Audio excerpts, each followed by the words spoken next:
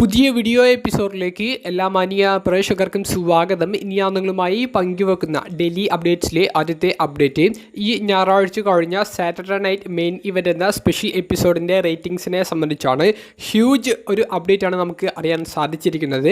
ഈ ആഴ്ചത്തെ Saturday night main ഇവൻറ്റിന് മുൻപ് നടന്ന സാറ്റർഡേ നൈറ്റ് മെയിൻ ഇവൻറ്റ് ജനുവരി മാസത്തിലായിരുന്നു.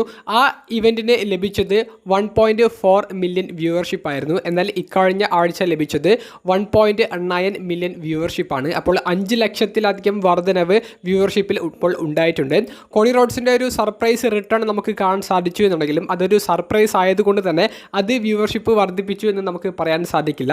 മറ്റൊരു പോയിന്റ് ഉള്ളത് ജോൺസണയുടെ മത്സരം ഉണ്ടായിരുന്നു. അതുപോലെ തന്നെ സെത്ത് റോളൻസ്, CM പങ്ക് തുടങ്ങിയ സൂപ്പർ താരങ്ങൾ ഏറ്റുമുട്ടുന്ന ടാഗ് ടീം മത്സരം ഉണ്ടായിരുന്നു. അപ്പോൾ ഈ ഒരു കാരണങ്ങൾ കൊണ്ട് വ്യൂവർഷിപ്പ് വർദ്ധിച്ചു എന്ന് നമുക്ക് നിസ്സംശയം പറയാൻ സാധിക്കും. കോണി റോഡ്സിൻ്റെ എലമെൻറ്റും നമ്മൾ ചെറുതാക്കി കാണുന്നില്ല.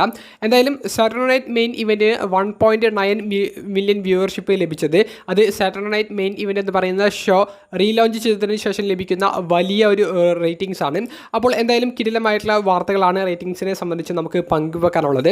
റേറ്റിംഗ്സിനെ സംബന്ധിച്ചുള്ള ഇത്തരത്തിലുള്ള അപ്ഡേറ്റ്സ് അത് വീക്ക്ലി എപ്പിസോഡ്സ് ആയാലും സ്പെഷ്യൽ ഇവൻറ്റ്സ് ആയാലും അതിനെ സംബന്ധിച്ച് തുടർന്ന് നിങ്ങൾക്ക് അറിയാൻ ആഗ്രഹമുണ്ടെങ്കിൽ അത് കമൻറ്റ് ബോക്സിൽ ഇപ്പോൾ തന്നെ ഒന്ന് അഭിപ്രായമായി രേഖപ്പെടുത്തുക. രണ്ടാമത്തെ അപ്ഡേറ്റ് ഗോൾഡ്ബർഗ് എന്ന സൂപ്പർ താരത്തിൻ്റെ മകനും ഗോൾഡ്ബർഗും ഒത്തിട്ടുള്ള ഒരു ഫോട്ടോ ഇപ്പോൾ സോഷ്യൽ മീഡിയയിൽ വലിയ വൈറലായി മാറിക്കൊണ്ടിരിക്കുന്നുണ്ട്. അതിൻ്റെ കാരണം ഗോൾഡ്ബർഗിൻ്റെ കയ്യിൽ ഒരു ടാറ്റു നമ്മളെല്ലാവരും ശ്രദ്ധിച്ചിട്ടുണ്ട്. ആ ഒരു ടാറ്റു ഇപ്പോൾ മകനും അടിച്ചിട്ടുണ്ട്. അപ്പോൾ ഗോൾഡ്ബർഗിൻ്റെ പാത പിന്തുടരാൻ മകൻ തീരുമാനിച്ചിരിക്കുന്നു എന്നുള്ളൊരു സംശയത്തിലാണ് ഇപ്പോൾ ഈ ഒരു ഫോട്ടോ വൈറൽ ആയിരിക്കുന്നത്. ഗോൾഡ്ബർഗിൻ്റെ പാത എന്ന് പറയുമ്പോൾ പ്രൊഫഷണൽ റെസ്ലിംഗിലേക്ക് WWE ഗോൾഡ്ബർഗിൻ്റെ മകൻ കേജ് വരാൻ പോകുകയാണ് എന്നുള്ളതാണ് എല്ലാവരും ഉറ്റുനോക്കുന്നത്.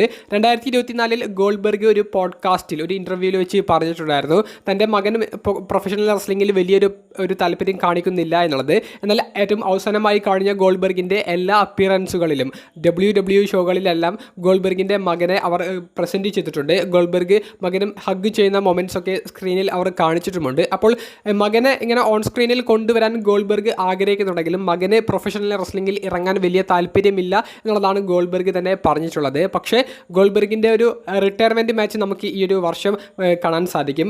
ആ ഒരു സ്റ്റോറിയുടെ ഭാഗമായിട്ട് മകനെയും റിങ്ങിൽ കണ്ടാലും അത്ഭുതപ്പെടേണ്ടതില്ല. സർപ്രൈസുകളാണ് നിലവിൽ ഇപ്പോൾ അണിയറയിൽ ഒരുങ്ങിക്കൊണ്ടിരിക്കുന്നത്.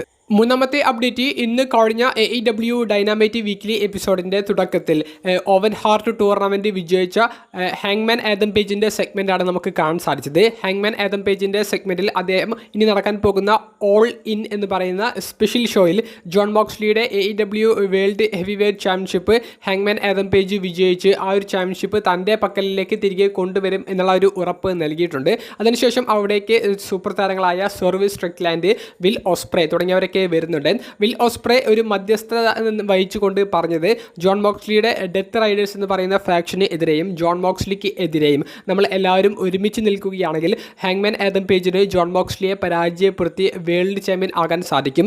AEW ചാമ്പ്യൻഷിപ്പ് ആരാധകർക്ക് വേണ്ടി നമുക്ക് തിരികെ ആ ബ്രീഫ് കേഴ്സിൻ്റെ ഉള്ളിൽ നിന്ന് തിരികെ കൊണ്ടുവരാൻ സാധിക്കും. കമ്പനിയെ നമുക്ക് പിന്നെയും നമ്മുടെ ഒരു പാതയിലേക്ക് കൊണ്ടുവരാൻ സാധിക്കുമെന്നാണ്. അതിന് എല്ലാവരും ഒരുമിച്ച് നിൽക്കണം. എന്നിട്ട് ജോൺ മോക്സ്ലിയെ നമുക്ക് ഒതുക്കാൻ സാധിക്കുമെന്നുള്ളതാണ് വിൽ ഓസ്പ്രേ മുന്നോട്ടേക്ക് വെച്ചിട്ടുള്ള ഒരു ആഗ്രഹം അല്ലെങ്കിൽ ഒരു ആവശ്യം. അതിന് ആദ്യം സെർവിസ് സ്ട്രിക്ലാൻഡ് സാധ്യമല്ല എന്ന് പറഞ്ഞു പോകുന്നു.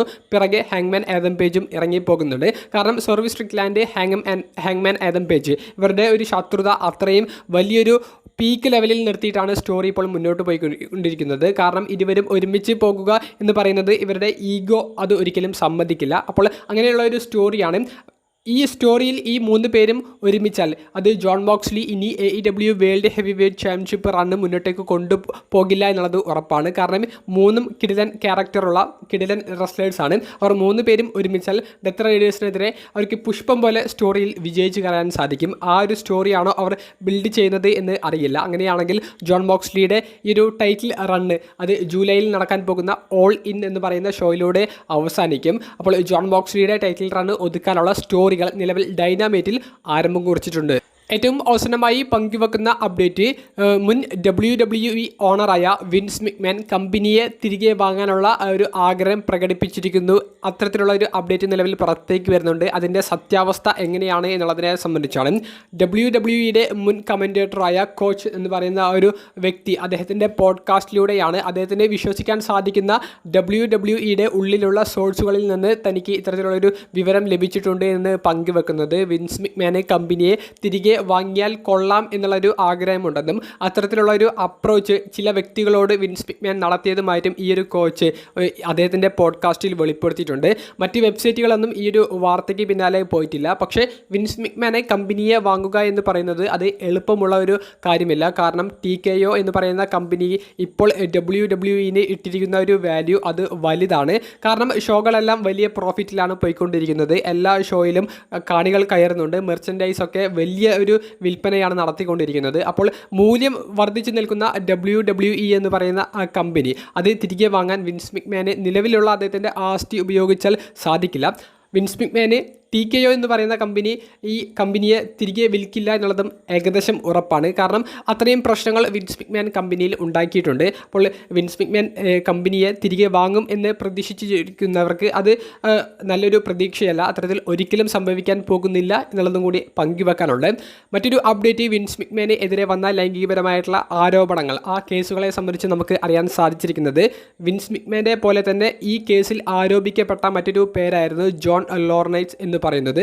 ആ വ്യക്തി ഇപ്പോൾ ഈ കേസിൽ നിന്ന് ഒഴിവാക്കപ്പെട്ടിട്ടുണ്ട്. ഇന്നലെ നമുക്ക് അറിയാൻ സാധിച്ച അപ്ഡേറ്റ് അനുസരിച്ചാണെങ്കിൽ മാപ്പ് സാക്ഷിയാകാൻ തയ്യാറാണെന്നും കൂടുതൽ തെളിവുകൾ താൻ നൽകാമെന്നും പറഞ്ഞുകൊണ്ട് ആ ഒരു കേസിൽ നിന്ന് തടി ഉരിയെടുക്കുകയാണ് ജോൺ ലോർനൈറ്റ്സ് ഇപ്പോൾ ചെയ്തിട്ടുള്ളത്. അദ്ദേഹം മുൻ റോയുടെ ജനറൽ മാനേജറൊക്കെ ആയിട്ട് സ്റ്റോറി ചെയ്തിട്ടുണ്ട്. WWE ബാക്ക് സ്റ്റേജിൽ വിൻസ് മിക്മാന് ഏറ്റവും വേണ്ടപ്പെട്ട ഒഫീഷ്യലായിരുന്നു. വലിയ റോളുകൾ ചെയ്തിരുന്ന ഒഫീഷ്യലായിരുന്നു. വിൻസ് മിക്മാനെ ഒറ്റക്കാക്കിക്കൊണ്ട് ഈ ഒരു കേസിൽ നിന്ന് ഇപ്പോൾ തടി തപ്പുകയാണ് ജോൺ ലോർനൈറ്റ്സ് ഇപ്പോൾ ചെയ്തിട്ടുള്ളത്.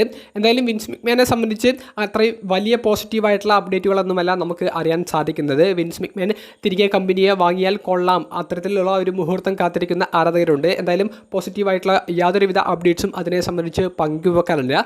വീഡിയോ സംബന്ധിച്ചുള്ള നിങ്ങളുടെ പ്രതികരണങ്ങൾ കമൻറ്റ് ബോക്സിൽ ഒന്ന് രേഖപ്പെടുത്തുക. അപ്പോൾ അടുത്തൊരു വീഡിയോയുമായി കാണുന്നത് വരെ ബൈ.